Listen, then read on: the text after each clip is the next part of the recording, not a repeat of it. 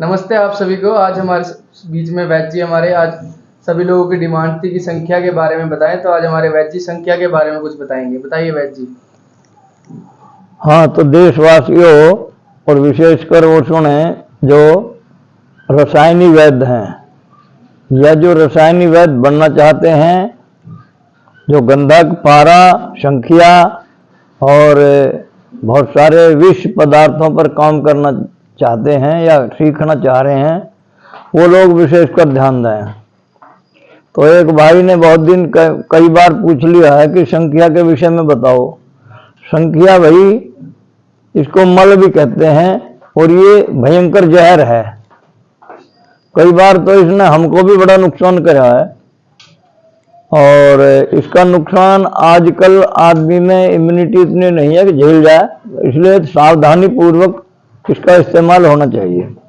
संख्या का एक योग हम शायद पहले भी बतला चुके हैं, क्योंकि अब शरद ऋतु आ रही है। इस शरद ऋतु के विषय में भी ये जो नवीन वैद्य हैं, ये लड़के जो अभी हमारे पास सीखने आए हैं वैद्य को, शरद ऋतु के बारे में वैद्य जी आप बताइए कि कैसे हम अपनी दिनचर्या रखें और कैसे आहार विहार में क्या करना चाहिए, ये भी बताएंगे। पहले संख्या की बात बतलाते हैं कि आप 10 ग्राम संख्या लीजिए भाई, और इसको खरल में बारीक घोट लीजिए, पीस लीजिए।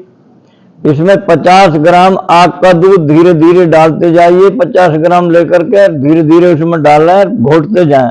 जब 50 ग्राम आग का दूध इसमें अच्छी तरह से घुट जाए तो ये फिर टाइट हो जाएगा। इसका गोला बना लीजिए और 2 शकोरा लीजिए, मिट्टी के शकोरे जिनमें पानी पीते हैं, उनके मुंह को घिस लीजिए। दोनों मुंह आपस में ऐसे मिल जाए तो उनमें आप गुलाबी फिटकरी भर दीजिए।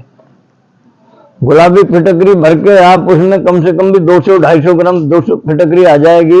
उसके बीच में ये संख्या का जो गोला है, इसको रख करके आप शकोरा मिला दीजिए और उसको कपड़ मिट्टी करिए या मुल्तानी मिट्टी से उसको कपड़ा लपेटते जाइए और लपेटते जाइए। 3 बार कपड़ोटी करिए और 20 किलो कंडे की आंच में गड्ढा खोद के गजपुट में उसे रात को आप जला दें, दिन में न जलावें।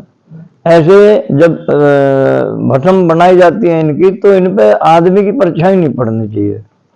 तो रात में जब ये हम इसमें जला देंगे अच्छी तरह से, तो सवेरे को जब हम इसे निकालेंगे तो वो जो फिटकरी में से जो गोला निकला उसे सावधानी पूर्वक आप पीस करके रख लीजिए। और ये जो फिटकरी है, ये संख्या के संपर्क में उसके धुएं में ये रच गई है, बस गई है, उसको आप 2 चावल भर या 1 चावल भर सांस और दमे की बीमारी में दे सकते हैं। बड़ा अच्छा काम करेगी ये। और आप फिर ऐसा करें कि ये जो संख्या है इसे संगवा कर रखें, सावधानी पूर्वक रख लें। 1 चावल भर बड़ी सावधानी से आप इसको मलाई में मिला करके किसी सांस के मरीज को दें, किसी पान में, मीठे पान में जो है रख करके उसे आप सेक्स के लिए दे सकते हैं। और ये गठिया बाह में रामबाण का काम करेगी ये संख्या जो है। लेकिन संख्या का काम बड़ी सावधानी का है। आजकल तो जो कॉलेज है वो संख्या पढ़ा ही ना रहे हैं और इस प्रकार की जो पदार्थ पढ़ाते नहीं है। हमने इसको कई बार बनाया है और संख्या के और भी उपयोग हम बतलाएंगे। जैसे कि आपने जो है भस्म ले ली उसकी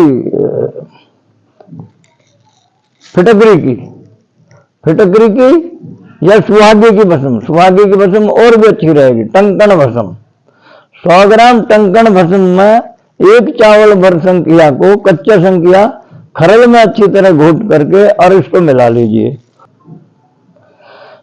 100 ग्राम टंकण भस्म में एक चावल भर संख्या कच्चा अच्छी तरह मिला करके रख लें और 1 चावल भर उस टंकण भस्म को शहद के साथ चटावें तो दमे खांसी में अच्छा काम करता है। वो नजला में भी ये अच्छा काम करता है। ये एक फार्मूला हमने आपको जो बतलाया है, इसको आप ध्यान रखें और सावधानी पूर्वक इस्तेमाल करें। नमस्ते।